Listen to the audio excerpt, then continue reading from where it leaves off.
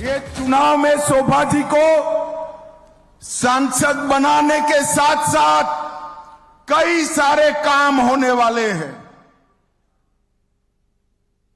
ഈ തെരഞ്ഞെടുപ്പില് ശോഭാജിയെ പാർലമെന്റ് മെമ്പറാക്കുന്ന അവസരത്തിൽ വളരെയധികം കാര്യങ്ങൾ ചെയ്യുവാൻ പോവുകയാണ്. भाई और बहनों, ये चुनाव शोभा जी के सांसद बनते ही तीसरी बार नरेंद्र मोदी को प्रधानमंत्री बनाने का चुनाव।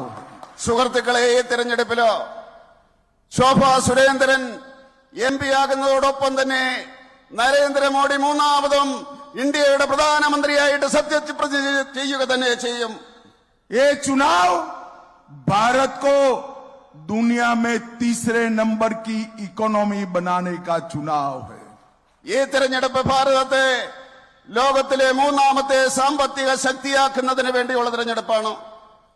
ये चुनाव 3 करोड़ लखपति दीदी बनाने का चुनाव है। അതുപോലെ തന്നെ ഈ തെരഞ്ഞെടുപ്പിലൂടെ ഏതാണ്ട് 3 കോടി സഹോദരിമാരെ ലക്ഷപതികളായിട്ട് മാറ്റുന്ന തെരഞ്ഞെടുപ്പാണ്. ये चुनाव एग्रीकल्चर, मैन्युफैक्चरिंग और टेक्नोलॉजी तीनों फील्ड में भारत को दुनिया में नंबर 1 बनाने का चुनाव है। അതുപോലെ തന്നെ ഈ തെരഞ്ഞെടുപ്പ് കാർഷിക രംഗത്തും ഉൽപാദന രംഗത്തും കാറ്റലോഗിന്റെ രംഗത്തും 3 രംഗത്തും ഈ ഭാരതത്തെ ഒന്നാമതാക്കാൻ പോകുന്ന തെരഞ്ഞെടുപ്പാണ്.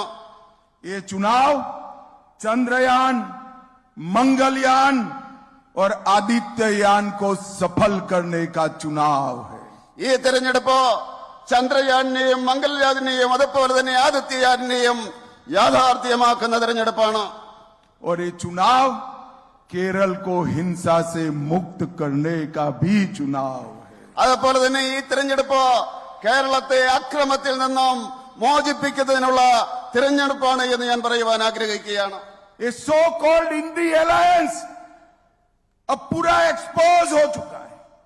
इंडी अलायंस के 2 घटक कम्युनिस्ट और कांग्रेस दिल्ली में तो एक मंच पर आते हैं, केरल और बंगाल में आमने सामने लड़ते हैं।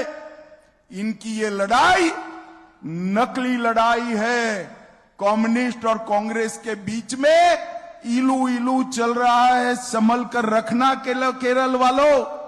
അതുപോലെ തന്നെ ഇന്ത്യ അലയൻസ് എന്ന് പറയുന്നവര് അവരെന്താണ്? അവരൊരു കാപട്യത്തിന്റെ ആൾക്കാരാണ്. ഇതിന്റെ 2 ഘടകങ്ങള് കോൺഗ്രസ് അതുപോലെ തന്നെ കമ്മ്യൂണിസ്റ്റുകാര് കേരളത്തിൽ അങ്ങോട്ടും ഇങ്ങോട്ടും വഴക്കടിക്കുന്നു എന്നവര് കാണിക്കുന്നു. എന്നാൽ അവര് ഡൽഹിയില്